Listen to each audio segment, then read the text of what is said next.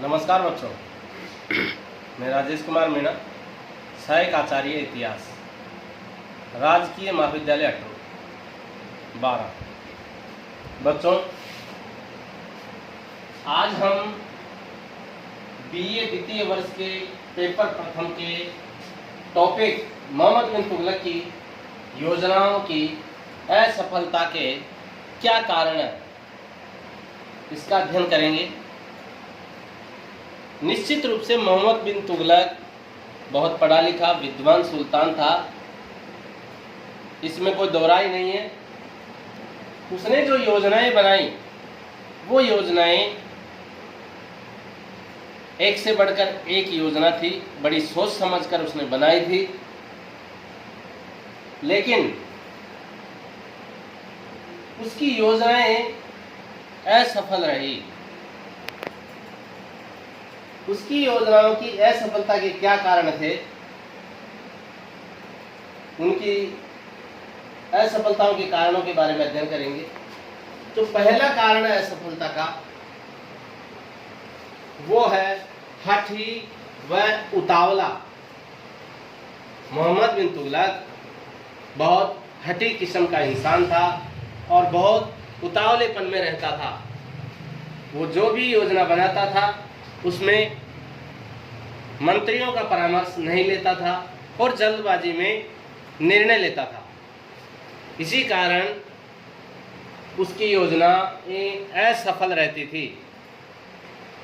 दूसरा जो कारण है असफलता का, वह है उग्र व क्रोधी स्वभाव का होना।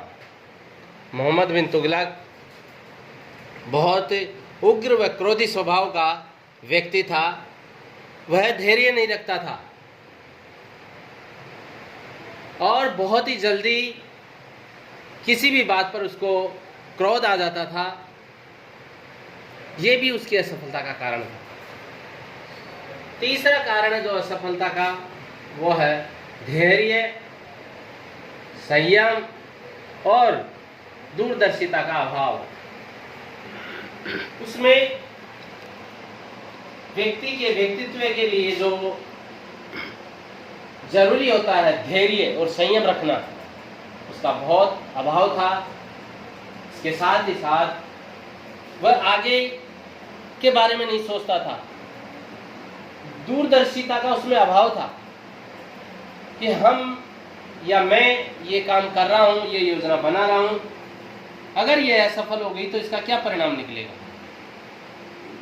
इसकी चिंता उसे नहीं थी। और इसी दूरदर्शिता के अभाव के कारण उसकी योजनाएं असफल रही। चौथा कारण है कठोर दंड नीति। मोहम्मद बिन तुगलक का उग्र स्वभाव और क्रोधी व्यक्तित्व होने के कारण वह कठोर दंड नीति का अनुसरण करता था। छोटे से अपराध के लिए भी वो कठोर दंड दे देता था।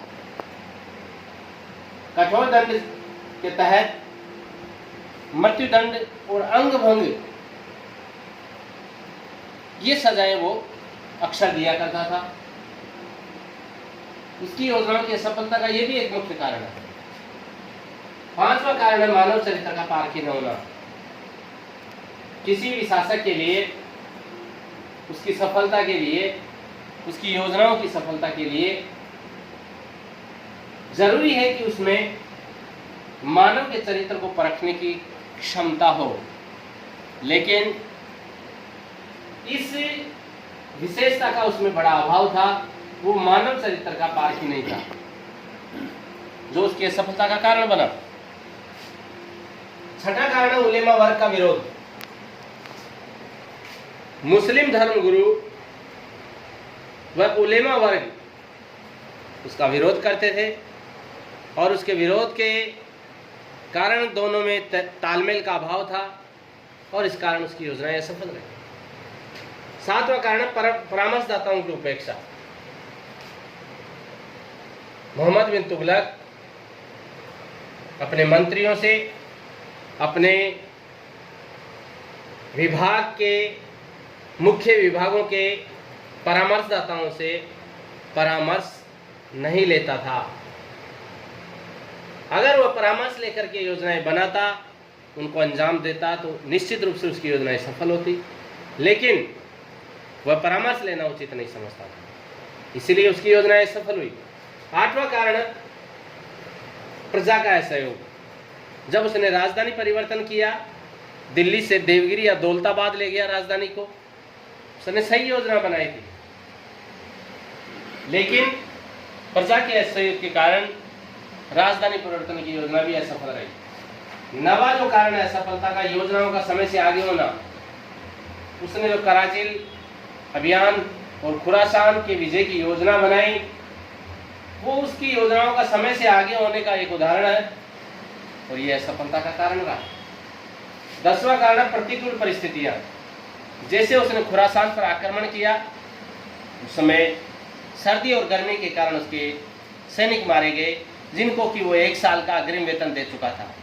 लेकिन प्रकृति के बारे में कोई नहीं जानता, कब क्या हो जाए, सर्दी और बरसात, तूफान, इनका कोई भरोसा नहीं है।